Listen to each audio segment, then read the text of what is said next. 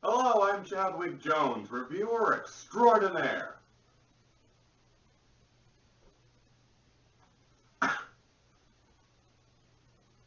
Well, Medler still hasn't told me what movie I'm going to be reviewing today.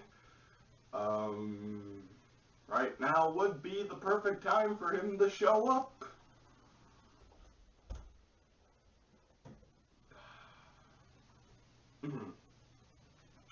Well, until he does show up, how about I sing you all a song from my unreleased album? Alright, let's try this. My name's Chadwick Jones. My past is unknown. But that's alright with me. Take it away, Coleman. Sorry about being late. I had an amazing big game of badminton that I just couldn't get away from. Okay, what's the movie? The movie, yes. The movie is, Venom! You mean I get to watch a film about my favorite Spider-Man villain? No. Alright, let's watch it then.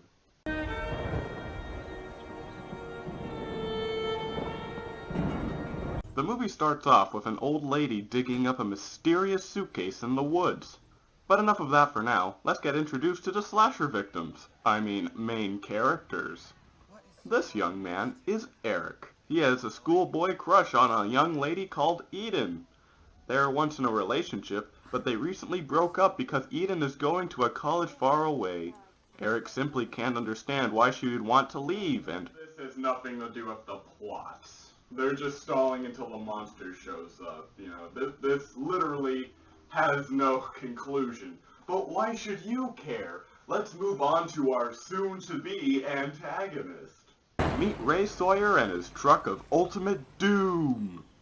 He is a social outcast from the town because he owns the only supply of gas for miles around. Ha ha ha ha. Just kidding. It's because he's ugly. By the way, that kid's his son. That's kind of important for later. But whoa! Disaster strikes when the crazy lady is run off the road.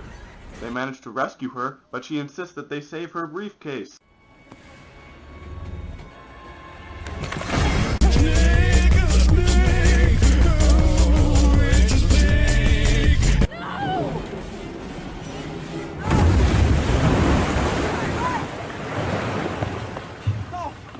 Later at the morgue.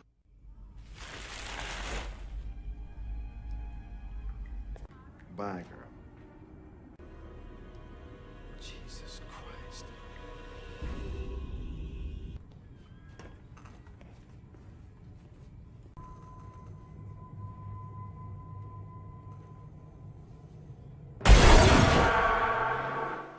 That was an alright resurrection, but not nearly as cool as the one in Jason Goes to Hell. So to cool down from that murder scene, we get another murder scene, and after that, dumb character exposition. I don't know what's going on with her. She's changed. Started when her dad got sick. Yeah, well, she needs to get over that shit. Come on, people, this is a slasher film. Stop worrying about character development that'll make us more involved in what's going on. We demand blood! So Eden decides to visit this cemetery for some reason, where we get some lazy foreshadowing, and she gets to see Ray's truck speed off into the distance. Instead of immediately telling the police, she goes to one of her dumb friends, who assures her that there's nothing to worry about. Meanwhile, Jailbait 1 and 2 decide to stop by Ray's abandoned gas station in order to fill their tires with air. One of them decides to go up to the bathroom alone, and you already know what's going to happen. Roll the clip. And the other jailbait gets murdered with a high-pressure air hose. Irony. Now at this point, you might be wondering, whatever happened to all the cops in this town? Seriously, right now there is a missing dead body and 4 different murdered people, one of them a police officer. Yet you see no police investigation going on whatsoever.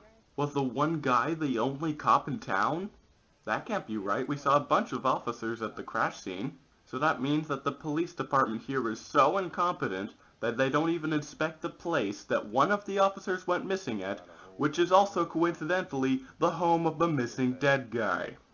You know, by this point I'm just assuming that the police force is run by Chief Wiggum.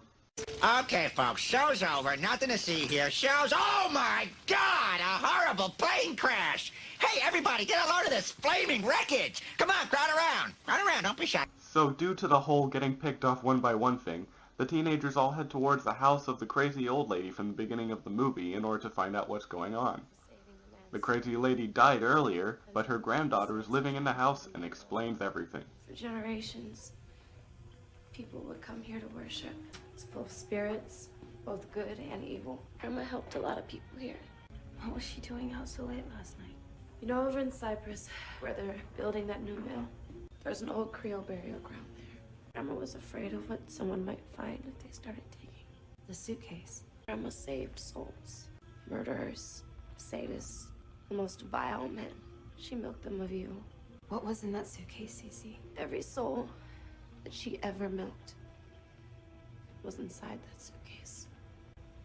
So if those snakes got set free and if they killed Ray, the evil of countless souls is inside of him right now. In other words, the reason Ray came back to life and is murdering people is evil!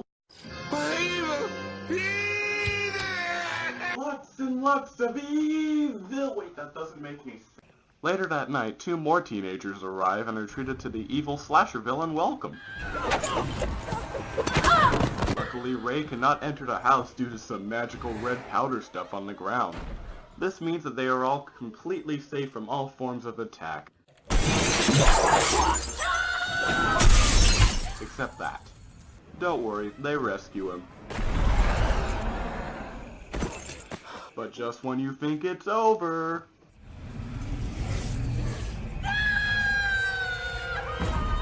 Your puny rifles with incredibly unrealistic knockback are no match for my evil!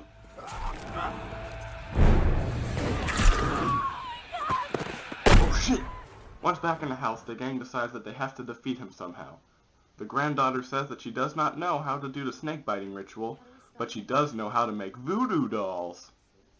So get this, in order to make the doll, they need a sample of his DNA. However, none of them have any nearby. So they decided to use the DNA of his son that just died. Told you that was important. But wait, wouldn't that just make a voodoo doll of the son?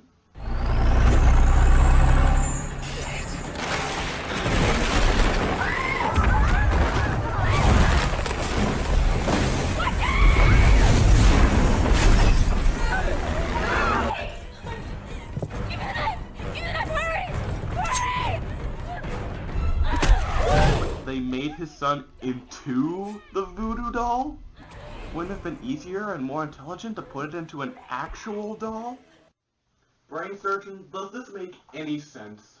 How should I know something like that? I'm a scientist, not a witch doctor.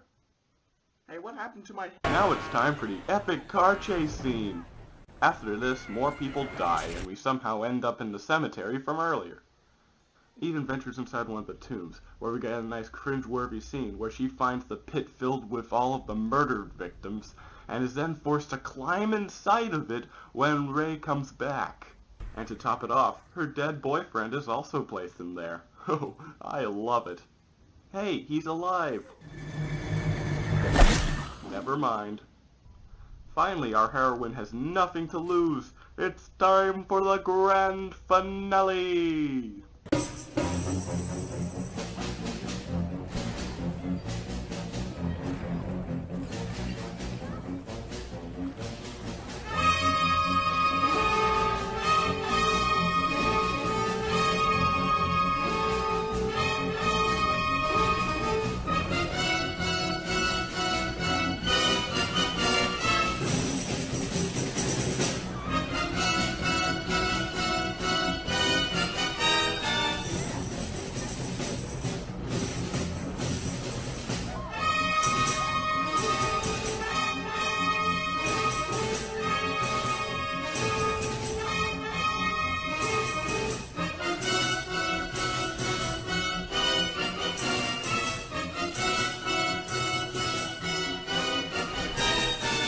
Oh no, an easily openable gate, my only weakness. Oh no, a creepy snake skull, my other only weakness. So Ray whips out a snake, but Eden manages to shot him into the casket, and they all lived happily ever after. Sigh! Wait, how'd he get out? The next 5 minutes is pointless filler that you could easily cut out, so that's what I'll do. And the movie ends on a completely inconclusive and sequel-baiting end. So that was Venom. This movie has a hackneyed connect-the-dots script, hammy acting, cheap CGI effects, and a title that has nothing to do with anything. And I love every minute of it. There's almost a certain charm in watching a film like this. The silly premise, the over-the-top death scenes, and lack of logic actually lend themselves to an enjoyable time. I would actually have loved to see this in theaters. It's a goofy slasher film at its very best.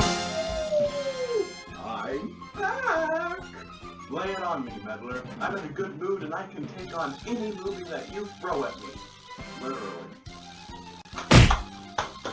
I've been going a little too easy on you. The idea was supposed to be that the movies get worse, not better. So I'm going to fix it.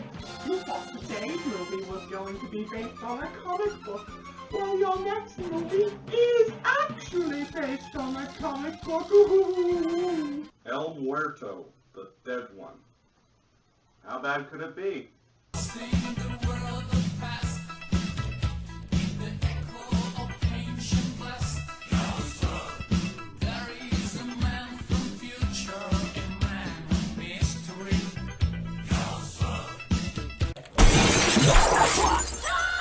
Get over here!